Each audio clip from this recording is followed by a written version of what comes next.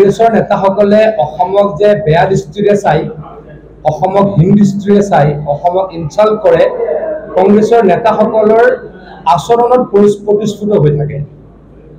কেইদিনমানৰ আগতে আপোনালোকৰ মনত আছে চাগে, লোকসভাৰ নিৰ্বাচন যেতিয়া চলি আছিল, কংগ্ৰেছৰ অভাৰচিজ কংগ্ৰেছৰ সভাপতি ছেম প্ৰীতদ্দা ডাঙৰীয়াই কৈছিলে যে উত্তৰ পূৰ্বৰ মানুহবিলাক বোলে চাইনিজ মানুহৰ নিচিনা, আৰু তাৰ প্ৰবল প্ৰতিক্ৰিয়া হৈছিল। আৰু প্ৰতিক্ৰিয়াৰ কাৰণে ৰাহুল গান্ধী ডাঙৰীয়াই বা কংগ্ৰেছ দলে ছেম প্ৰীতদ্দা ডাঙৰীয়াক অভাৰচিজ কংগ্ৰেছৰ পদৰ পৰা অব্যাহতি দিছিল।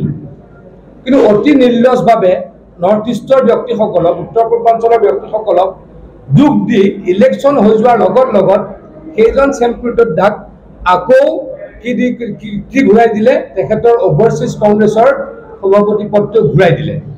কেইদিনমানৰ আগতে আমাৰ দেশৰ প্ৰাক্তন ফাইনেন্স মিনিষ্টাৰ পি চিদাম্বৰমৰ পুত্ৰ, তেওঁ সাংসদ কাৰ্তি চিদাম্বৰমেও একে কথা কৈছিল যে অসমলৈকে ছেমি কণ্ডাক্টৰ ইণ্ডাষ্ট্ৰিটো আহিব লাগে।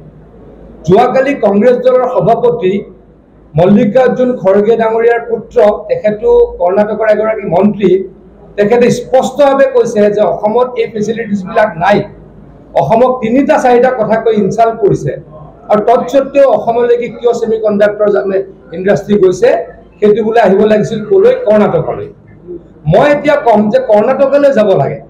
কৰ্ণাটকা অলৰেডি এখন ডেভেলপড ষ্টেট, তাতে যথেষ্ট ইণ্ডাষ্ট্ৰি আছে। গতিকে তেখেতলোকে অকল ডেভেলপ হৈ থাকিব নেকি? অসম ডেভেলপ হ'ব নালাগিব নেকি? বিহাৰ ডেভেলপ হৈ থাকিব নালাগিব নেকি? উত্তৰ পূৰ্বাঞ্চল ডেভেলপ হ'ব নালাগিব নেকি? আমি ভাবোঁ যে অসমৰ লগতে ভাৰতবৰ্ষৰ প্ৰত্যেকখন ৰাজ্য ডেভেলপ হ'লেহে এখন ডেভেলপ ভাৰত হ'ব, এখন উন্নত ভাৰত হ'ব।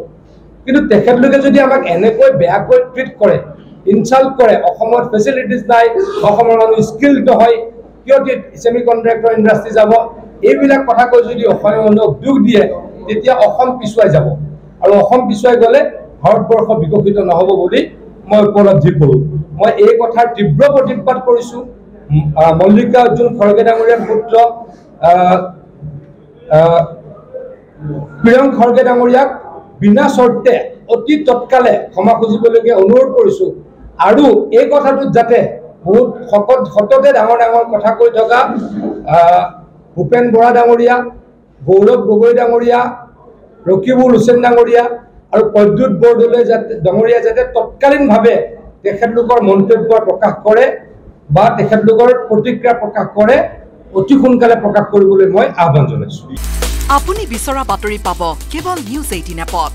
নিউজ 18 এপ ডাউনলোড কৰিবলৈ স্কেন কৰক এই QR কোড। গুগল প্লে ষ্টৰতো পাব এই নিউজ 18 এপ।